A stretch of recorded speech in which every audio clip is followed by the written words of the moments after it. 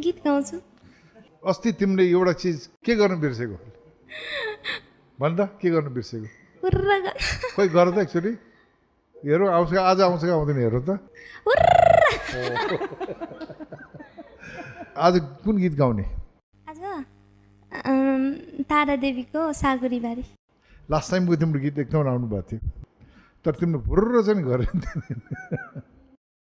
यो गीतमा भुर्र गरेर राख्ला गर्दिन। ल सुनौ ल